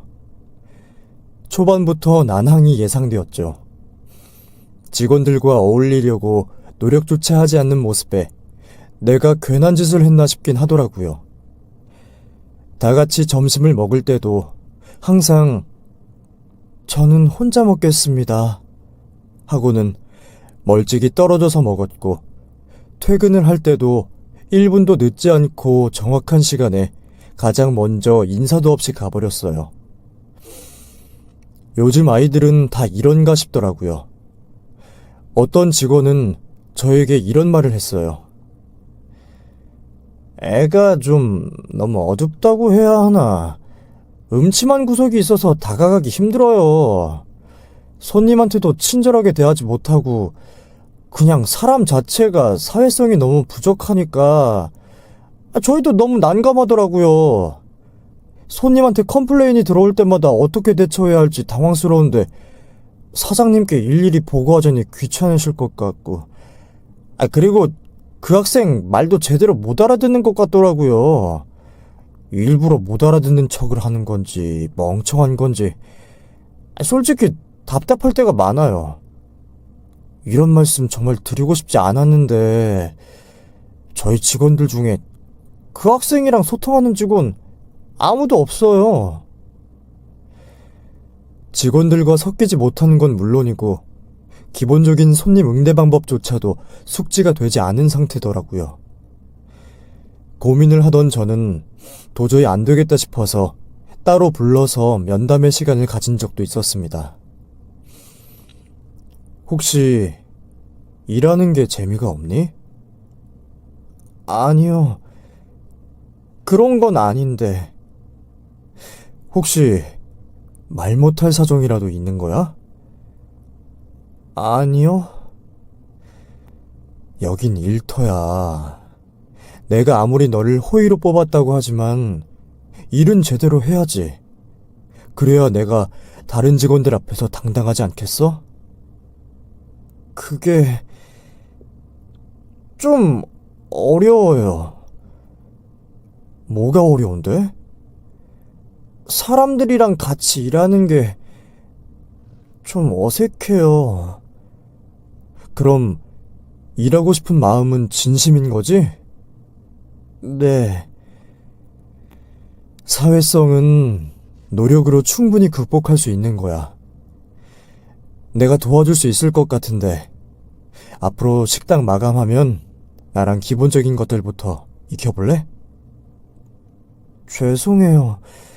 저 때문에. 나도 잘 모르겠어.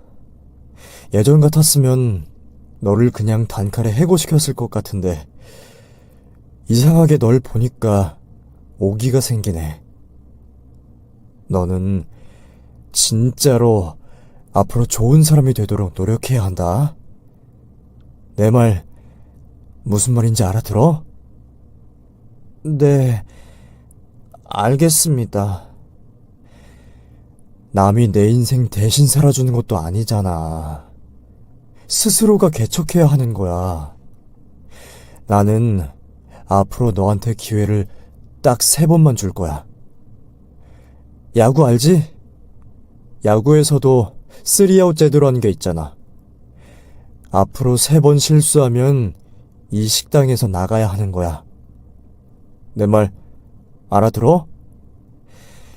나는 장사꾼이지 자선사업가가 아니야. 호의를 베푸는 것도 한계가 있단 말이야. 좀 강하게 말을 하니까 그제야 좀 알아듣는 것 같더라고요. 그날부터 저는 식당 마감을 하고 나서 알바생에게 테이블 번호를 익히는 법, 음식 나르는 법, 손님 응대하는 법을 하나부터 10까지 알려줬어요. 솔직히 귀찮은 일이었지만 사장인 제가 아니면 이걸 누가 또 알려주겠어요? 혹시나 개과천선해서 제대로 된 직원이 된다면 아깝지 않은 투자라고 생각했죠. 저희 식당의 군기반장인 형식씨가 알바생을 많이 혼내곤 하더라고요. 가끔 주방에서 일하다가 밖으로 나가보면 언제나 형식씨 앞에서 주눅 들어서 고개를 숙이고 있는 알바생의 모습을 발견할 수 있었어요. 그럴 때마다 마음이 좀 안 좋더라고요.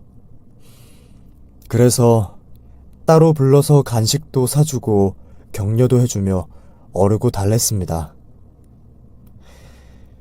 원래 형식씨가 좀 엄한 면이 있어. 네가 좀 이해해라. 워낙 식당에 애정이 많은 직원이라서 그래. 그리고 겉으로 보기에는 좀 무섭고 엄격해 보일진 몰라도 속은 제일 여린 사람이야. 아마 우리 직원들 중에 제일 정이 많은 사람일걸? 잘 지내보면 인생에서 많은 도움이 될 거니까 좋게 생각해. 그리고 어깨 좀 펴고 다녀. 당당하게 앞도 보고 다니고. 젊은 애가 주눅 들어 다니면 되겠어? 앞이 창창한 애가 자신감 있게 살아야 일이 술술 풀리지. 네. 너는 꿈이 뭐야? 되고 싶거나 이루고 싶은 거 있니? 가족 이루는 거요. 그래. 행복한 가족을 이루려면 그만큼 지금 노력을 해야겠지? 겉으로는 격려해주고 용기를 주려 노력했지만 속으로는 저도 의심할 수밖에 없었어요. 이 아이가 정말 우리 식당에서 일을 하고 싶을 만큼 열정이 있는 것일까? 혹시 제밥에만 관심이 있는 애가 아닐까 싶어 걱정이 되더라고요. 심지어 허구한 날 컵을 깨트리고 음식을 엎는 바람에 경고를 준 적이 몇 번이나 있었어요. 그리고 일에 집중을 잘하지 못하는 느낌이 들더라고요. 어느 순간 보면 주위를 둘러보고 있고 멍 때리고 있고 멀리서 저를 바라보고 있다가 눈이 마주치면 재빨리 피해버리고 뭔가 어린 알바생에게 감시당하고 있는 듯한 느낌을 지울 수가 없었어요. 어느새 큰 실수를 2번이나 해서 투아웃이었을 때 형식씨가 저에게 다가와 솔직한 심정을 털어놓더라고요. 어린 놈의 자식이 자꾸 버르장머리 없게 굴어서 아주 속병나게 생겼습니다. 훈계를 해도 듣는 둥 마는 둥 마음은 딴 곳에 가 있는 것 같고 일에 집중을 못하더라니까요. 그놈 아마 조만간 큰 사고 칠 겁니다. 내가 장담해요. 3아웃 중에 지금 2아웃이라고 했죠?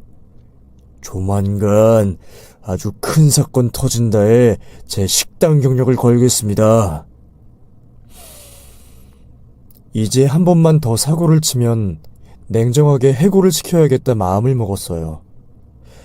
다른 건 몰라도 직원들과 융합이 잘 되지 않는 건 도무지 고쳐지지가 않아 불편하더라고요.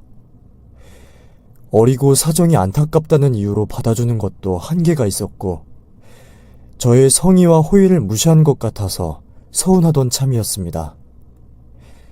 그러던 어느 날 사건이 터지고야 말았어요. 식당에서 일을 하고 있는데 갑자기 주방 안으로 형식씨가 들어오며 이렇게 말하는 거예요. 사장님, 제가 말했죠. 조만간 큰 사고 칠 거라고요. 이놈 이거 완전 도둑놈이었어요. 그게 무슨 말이야? 제가 두 눈으로 똑똑히 목격했습니다. 알바생 이놈, 카운터를 빙빙 돌더니 결국에는 돈을 훔치더라니까요. 주머니 안에 넣는 것까지 봤습니다. 이 정도면 물증 아닌가요? 어서 경찰서 가시죠. 돈을 훔쳤다고? 네! 주머니 좀 뒤져보자고 했더니 극구 사용을 하네요. 이거 완전 도둑이 재발저리는 거 아닙니까? 그 말을 듣자마자 바로 주방 밖으로 나갔더니 알바생을 중심으로 직원들이 빙 둘러 서 있더라고요. 알바생은 고개를 숙이고 있었어요.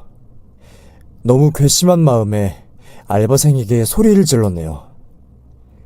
그게 사실이야? 돈 훔쳤어? 훔쳤냐고 묻잖아! 아니요. 직원이 봤다고 하잖아. 주머니에 돈 넣는 거 봤다는데 발뺌할 거야? 지금 주머니 내가 뒤져봐? 그건 안 돼요. 돈 훔친 것도 아닌데 주머니는 못 보여줘. 어딘가 찔리는 게 있긴 한가 보구나. 지금 내가 너 데리고 어디 갈 건지 알아? 경찰서 갈 거야. 경찰서에서 진술할래? 아니면 여기서 솔직히 털어놓을래? 그랬더니 알바생은 아무런 말도 하지 않고 묵묵부답으로 일권하더라고요. 그 모습에 화가 난 저는 그 알바생을 끌고 바로 경찰서로 갔습니다. 무작정 경찰서에 가서 도둑 잡았어요. 우리 식당 알바생인데 돈을 훔쳤으니 처벌해주세요. 라고 외쳤어요. 그때까지도 알바생은 아무런 말도 하지 못한 채로 질질 끌려다니기만 했습니다. 스스로가 일을 키워버린 셈이었죠. 결국 저와 직원들은 경찰서 안에서 자초지종을 설명하게 되었습니다.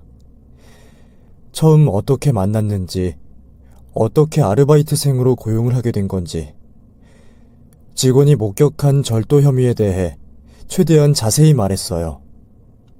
그리고 가능하다면 이 학생의 정확한 신상에 대해 궁금하니 알려달라 부탁했습니다. 그랬더니 그곳에 있는 경찰관 한 분이 알바생에게 다가가서 주머니 좀 봅시다. 경찰서에서 말 안 들으면 공무집행 방해죄가 추가됩니다. 협조 안 하면 어떻게 되는지 잘 알죠? 하고 묻더라고요. 무서운지 벌벌 떨던 학생은 처음에는 몇 번 거부하는가 싶더니 결국에는 모든 걸 내려놓은 듯 순순히 주머니를 내어주더라고요. 경찰은 학생의 주머니 깊은 곳까지 손을 넣어보더라고요. 그리고는 무언가를 꺼냈습니다. 그런데 경찰관의 입에서 의외의 말이 나왔습니다. 돈은 없는데요? 그런데 이게 뭡니까? 학생의 주머니에서 나온 경찰관의 손에는 제 반지가 들어있었어요. 젊은 시절부터 평생을 끼고 다니는 반지인데 일할 때는 카운터 서랍에 넣고 요리를 하거든요. 그 반지가 그렇게 비싼 값어치가 있는 것도 아닌데 왜 그걸 훔쳤을까 의아하긴 하더라고요. 심지어 카운터에 돈도 있었거든요. 하지만 학생 입장에서는 값비싼 귀금속으로 보였을지도 모를 일이었죠. 주머니에서 반지가 나오자 형식씨가 소리를 질렀습니다. 사장님! 이놈이 금품을 훔쳤네요. 돈보다 더 값진 걸 훔치려고 호시탐탐 식당 전체를 꿰뚫어보고 있었나봐요. 이 반지는 사장님이 항상 끼고 다니던 반지잖아요. 이런 놈을 그냥 용서하실 건 아니죠? 정신 좀 차리게 감방에 넣어야죠. 자꾸 용서해주면 바늘도둑이 소도둑 되는 거 시간 문제입니다. 그렇게 믿었는데 눈앞에서 물증이 나오니까 실망을 금치 못하겠더라고요. 은혜를 원수로 갚은 셈이나 마찬가지잖아요. 너무 화가 나서 저도 학생에게 처음 소리를 지르게 됐어요. 내가 너한테 얼마나 잘해줬니? 월급도 줘, 반찬도 챙겨줘, 이사하라고 돈도 지어줘. 그런데 직원들이 너 마음에 안 든다고 해고하라고 하는 거 내가 끈질기게 설득하며 너를 데리고 있었는데 어린 나이에 부모도 없이 혹독한 세상 혼자 살기 얼마나 힘들까 싶어서 진심으로 도와줬건만 내 물건을 훔쳐? 너 원래 그런 애였어? 내가 사람을 잘못 봐도 한참 잘못 봤네. 사장님, 그게 아니에요. 아니긴 뭐가 아니야. 증거가 네 주머니 속에서 나왔는데 잠깐 쓰고 돌려놓으려고 했어요. 진짜로요. 그걸 나더러 믿으라고. 내 반지 가지고 금은방 가서 팔려고 했지? 진짜 아니에요. 믿어주세요. 억울해요. 학생은 갑자기 오열하기 시작하더라고요. 뭐가 그렇게 억울한지 서럽게 울었어요. 이미 등을 돌린 직원들은 거짓 눈물이라며 수근거리더라고요. 저는 분노해서 학생을 더 보챘습니다. 지금 상황이 불리하게 돌아가니까 우는 거야? 울면 다야? 너 절도죄가 얼마나 무거운 형벌을 받는지 알기나 해? 심지어 너는 현행범으로 체포된 거나 마찬가지야. 그 반지 잠깐만 비교해보고 돌려놓으려고 했어요. 정말이에요. 뭘 비교해보겠다는 거야? 사진이요. 제가 어렸을 적부터 가지고 있던 사진에 있는 반지랑 너무 똑같이 생겨서 그래서 잠시 가져가서 비교해보려고 했어요. 제가 가지고 있는 건 사진뿐이고 그게 유일하게 엄마를 찾을 수 있는 단서라서요. 목걸이에 들어있는 사진이라 너무 작아서 자세히 비교해보고 싶었어요. 워낙 모양이 특이해서 한눈에 알아볼 수 있었는데 확신이 필요했다고요. 도둑질할 생각은 절대 없었어요. 맹세해요. 너 지금 뭐라고 했어? 목걸이에 있는 사진? 기억도 나지 않을 정도로 어렸을 때 부모님을 잃었어요. 제 이름도 고향도 나이도 모른 상태에서 보육원에 맡겨졌고 그 후로 쭉 새로운 이름으로 자랐어요. 곧바로 해외로 입양을 가는 바람에 새로운 영어 이름이 생겼고 한국어도 대부분 까먹었어요. 거기서 좀 살다가 인종차별 때문에 힘들어서 무작정 한국으로 도망쳐 왔는데 말도 서툴고 부모님에 대한 기억도 없으니까 너무 막막했어요. 그래도 일단 부모를 찾아야 내 뿌리를 알 수 있으니까 그래서 일단 한국어부터 열심히 공부했어요. 제가 가진 부모님의 단서라고는 발견 당시에 목에 걸고 있었던 목걸이였는데 펜던트를 열면 거기에 아주 흐릿하고 작은 사진이 있었어요. 친모가 저를 안고 밝게 웃고 있는 사진인데 얼굴은 잘 보이지 않아도 저를 안고 있는 손에서 반짝이는 반지가 너무 특이하게 생겨서 한국에서 사람들 손만 보면 반지 모양을 관찰하곤 했어요. 그러다가 우연히 이 동네를 지나가는데 사장님이 끼고 있는 반지가 제가 찾던 반지 모양이랑 너무 비슷하길래 저도 모르게 마음이 이끌려서 식당 안으로 들어갔어요.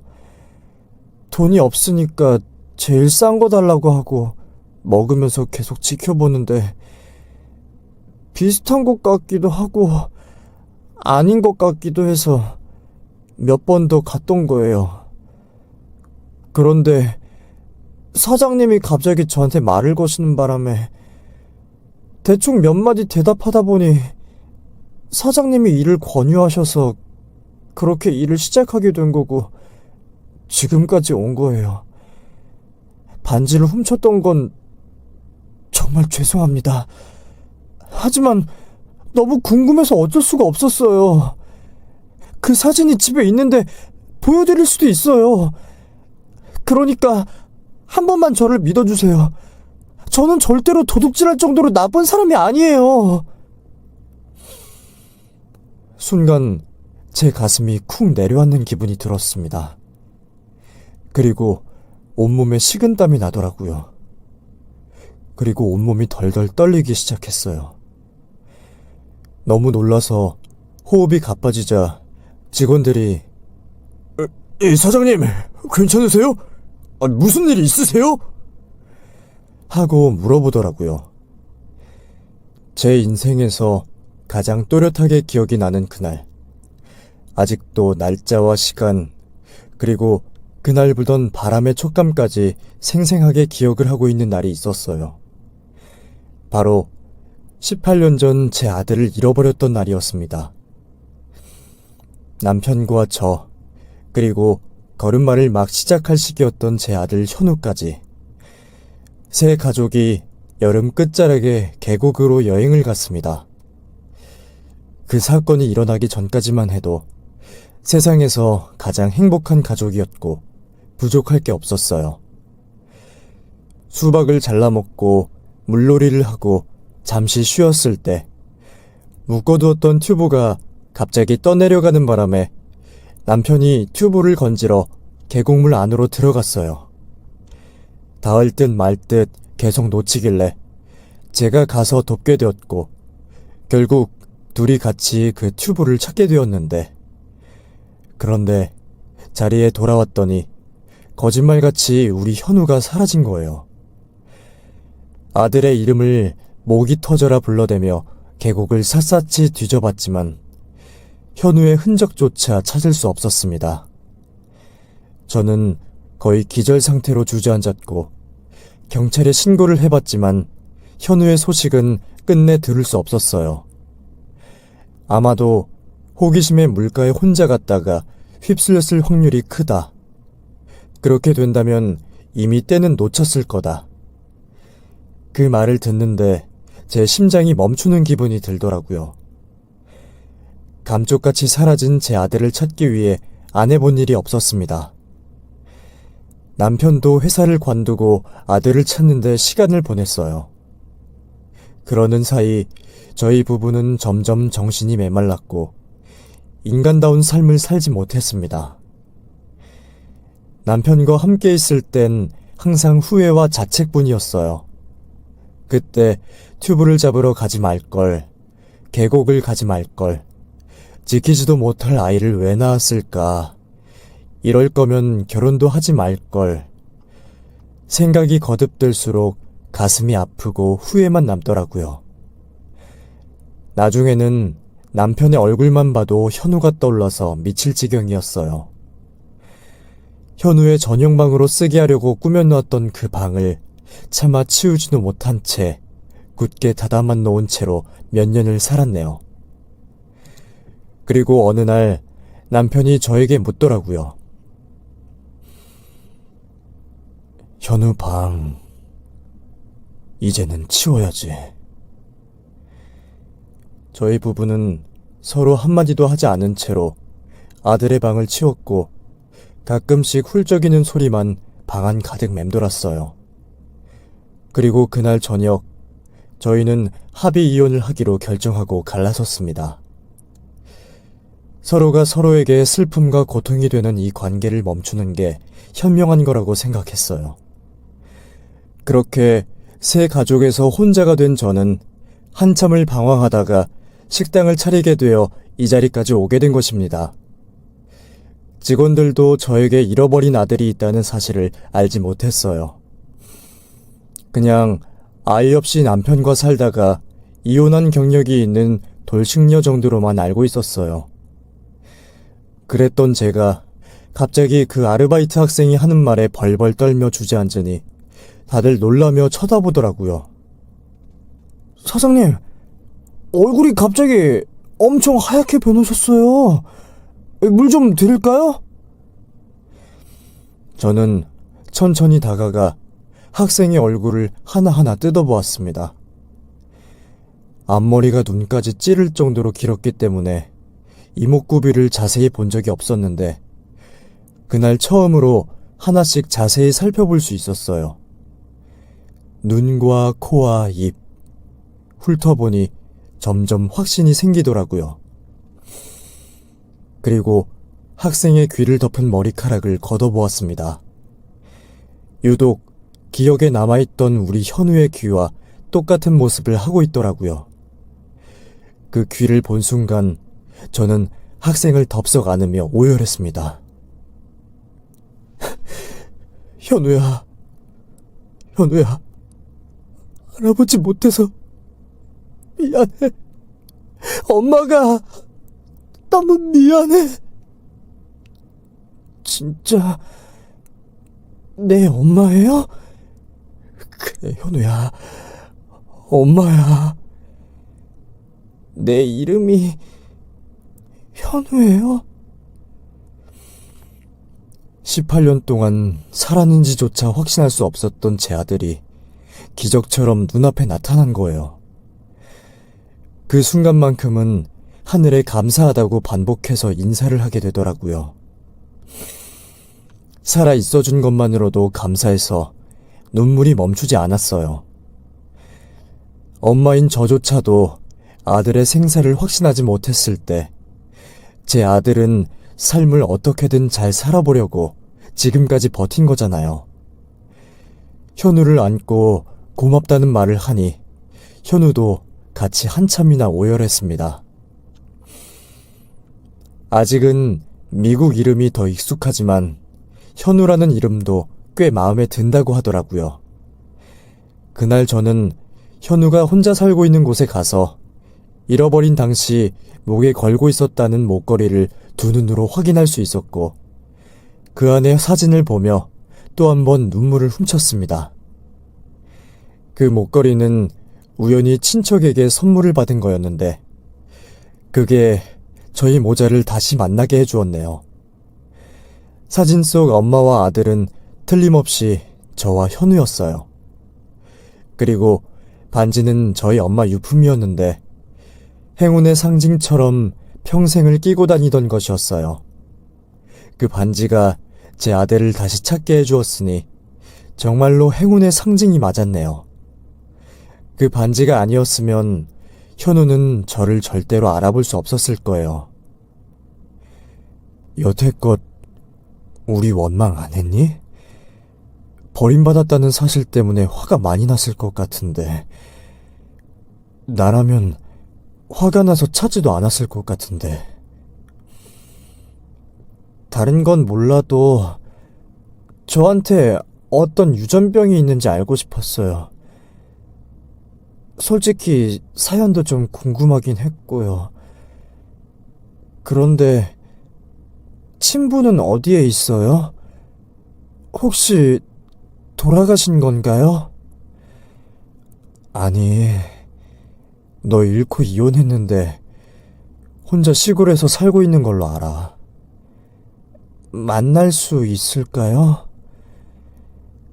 그럼 엄마랑 같이 만나러 가자. 저도 전 남편과 이혼을 하게 되면서 단 한 번도 서로 안부 인사를 나누지 못했는데 아들과 다시 만나게 되면서 전 남편과 마주하게 되었네요. 어색한 마음이 앞섰지만 그 사람에게 잃어버린 아들을 보여주고 싶다는 생각에 한달음에 달려갔습니다. 오랜만에 만난 전 남편은 정말 얼굴이 많이 상해 있더라고요. 전 남편은 현우를 보더니 믿기지 않는다는 듯 한참을 멍하게 이름만 부르더니 결국 덥석 안고 울부짖었습니다. 고맙다. 죽기 전에 찾아와줘서 너무 고마워.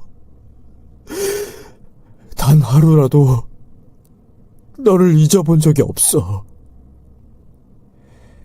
그렇게 또 눈물의 부자상봉이 이루어졌습니다.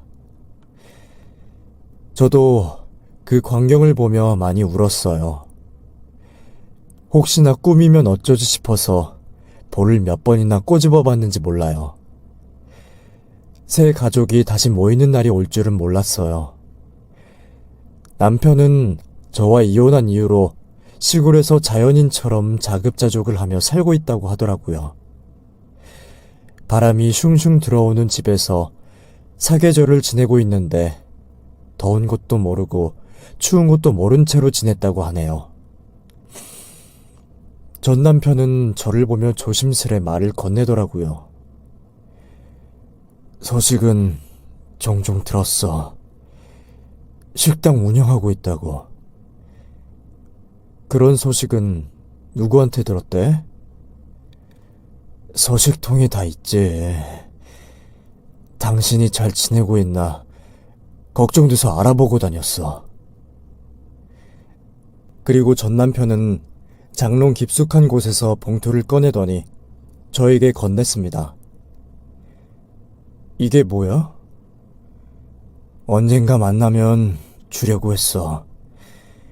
못나고 부족한 놈한테 시집와서 맘고생만 하고 간 것 같아서 내내 마음에 걸렸거든.